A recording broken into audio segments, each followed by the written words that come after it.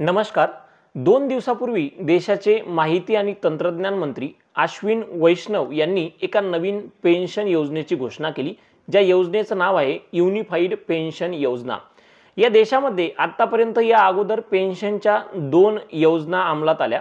एक जुनी पेन्शन योजना, त्यानंतर 2004 मध्ये अटल बिहारी वाजपेयींच्या सरकारने एक नवीन पेन्शन योजना काढली आणि त्यानंतर आता ही तिसरी युनिफाईड पेन्शन योजना, म्हणजे देशाच्या इतिहासातली ही तिसरी योजना आहे युनिफाईड पेन्शन योजना।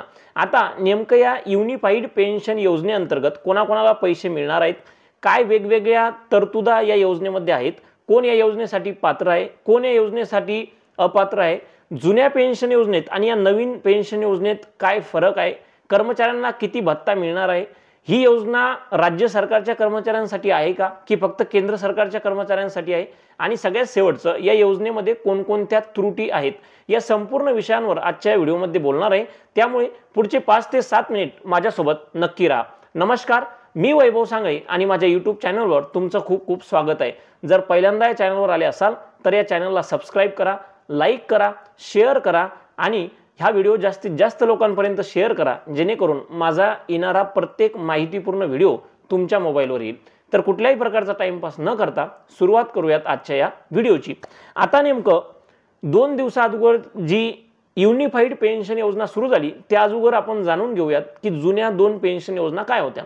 जी पहिली पेन्शन योजना होती, जी जुन्या काळातली होती, त्या योजनेअंतर्गत जे काही सरकारी कर्मचारी आहेत त्यांना निवृत्त झाल्यानंतर त्यांचे जे काही शेवटचे 6 महिने होते सेवेचे, त्या 6 महिन्याचं ॲव्हरेज काढून त्यांना त्यातला 50% अमाऊंट जी काही येईल ती अमाऊंट त्यांना पेन्शन म्हणून दर महिन्याला भेटायची 60 वर्षानंतर। त्यानंतर सरकारच्या तिजोरीवर खूप लोड येत असल्यामुळे 2004 साली जेव्हा अटल बिहारी वाजपेयी होते त्यांनी या योजनेमध्ये थोडा बदल केला आणि एक नवीन पेन्शन योजना अंमलात आणली। त्या योजनेअंतर्गत असं होतं की प्रत्येक सरकारी कर्मचाऱ्याला सरकारला त्याच्या प्रत्येक महिन्याच्या वेतनातून 10% जे काही वेतन असेल ते सरकारला द्यावं लागत होतं। त्यामध्ये सरकार स्वतः 10% वेतन टाकायचं आणि हे सगळे जेवढे काही पैसे जमा होतील, जेव्हा तो कर्मचारी रिटायर होईल तेव्हा त्याला हे सगळे पैसे एकदाच मिळायचे। म्हणजे 2004 नंतर जे काही कर्मचारी होते त्यांच्यासाठी ही योजना लागू झाली होती, म्हणजे पेन्शन मिळणं बंद होणार होतं आणि फक्त त्यांना ते पैसे एकदाच मिळतील।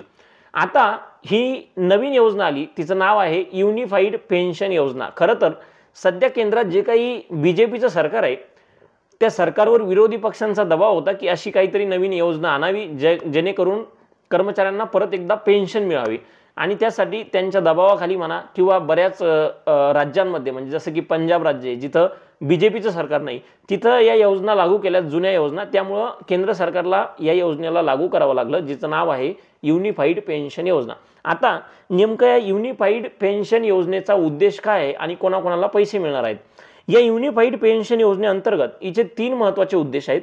पहिला उद्देश असा आहे की खात्रीशीर निवृत्ती वेतन, म्हणजे तुम्हाला निवृत्ती झाल्यानंतर खात्रीशीरपणे आता पैसे मिळणार आहेत।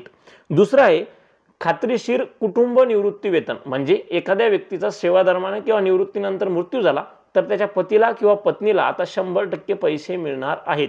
आणि तिसरी गोष्ट किमान पेन्शन, म्हणजे जर तुम्ही सरकारी कर्मचारी असाल तर तुम्हाला निवृत्ती झाल्यानंतर किमान पेन्शन आता मिळणारच आहे। हे त्याचे 3 उद्देश आहेत। आता याची पात्रता काय, जसं मी सुरुवातीला सांगितलं 1 एप्रिल 2025 पासून ही योजना चालू होणार आहे। म्हणजे 1 एप्रिलच्या अगोदर जे काही लोक निवृत्ती झालेत आणि 2004च्या नंतर त्यांना ही योजना मिळणार आहे। ही याची एक बेसिक पात्रता आहे आणि 1 एप्रिल पासून त्यांना त्या योजनेचा लाभ मिळेल आणि नंतर जसे जसे जे लोक रिटायर होतील त्यांना या योजनेचा समोर लाभ मिळत जाईल। आता पुढची गोष्ट, या योजनेमध्ये तरतुदी काय आहेत। सगळ्यात महत्त्वाचं, या योजनेची पहिली तरतूद आहे तुम्ही किमान 25 वर्ष सरकारी जॉब केला पाहिजे, म्हणजे तुम्ही कर्मचारी म्हणून कमीत कमी 25 वर्ष काम केलं पाहिजे। जर तुम्ही 25 वर्षांचा कालावधी पूर्ण केला तर त्यानंतर सरकार तुमच्या शेवटच्या 12 महिन्यात जे काही तुम्हाला पेमेंट किंवा सॅलरी असेल तर त्या तुमच्या शेवटच्या 12 महिन्यातल्या पगाराचा ॲव्हरेज काढून तुम्हाला जे काही पेमेंट असेल त्याचा 50% पेन्शनच्या स्वरूपात मिळणार आहे। 50% म्हणजे तुमचा जो काही महागाई भत्ता असेल आणि तुमचं जे बेसिक पेमेंट असेल त्या दोन्ही मिळून त्याचं जे काही 50% येईल ते तुम्हाला तिथून पुढे मिळेल। म्हणजे तुमच्या सॅलरीतला जो काही अर्धा भाग आहे तो तुम्हाला पेन्शनच्या स्वरूपात मिळणार आहे। दुसरी गोष्ट, ज्या कर्मचाऱ्यांनी 25 वर्ष पूर्ण केले नाही पण 10 वर्ष पूर्ण केले, म्हणजे 10 ते 25 वर्षाच्या मध्ये जे कर्मचाऱ्यांनी सेवा केली त्यांना किमान 10,000 रुपये प्रतिमाह असं वेतन मिळणार आहे निवृत्त झाल्यानंतर. जर तुम्ही 25 वर्ष पूर्ण केले नाही तर तुम्हाला किमान 10,000 इतकं वेतन मिळणार आहे. तिसरी गोष्ट, जर एखाद्या वेळेस कर्मचाऱ्याचा मृत्यू झाला तर त्याच्या पतीला किंवा पत्नीला जे काही असेल त्यांना जे काही त्याला वेतन चालू होतं त्याच्या 60% इतकं पेन्शनच्या स्वरूपात मिळणार आहे.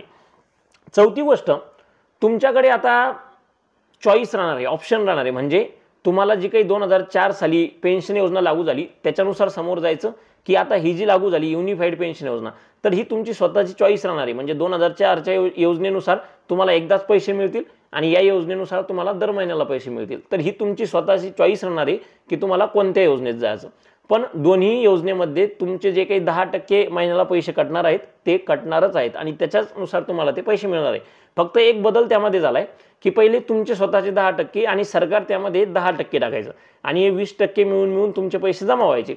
नंतर 2019 साली सरकारनं स्वतःच्या 10%च्या जागी 14% केलं. म्हणजे तुमचे 10% आणि सरकारचे 14%. म्हणजे तुम्हाला जर 50,000 महिन्याला पगार असला तर त्यातले तुमचे 5,000 कटतील आणि सरकारच्या 14,000 म्हणजे 14% म्हणजे सरकारचे 7,000, 7 आणि 5 12,000. दर महिन्याला तुमचे 12,000 वाचतील. जसं जसं तुमचा पगार वाढत जाईल तसे तसे पैसे वाढत जातील आणि सगळे पैसे तुम्हाला एकदाच मिळतील. आता सरकारनं स्वतःच्या 14% जागी 18.5% केलंय.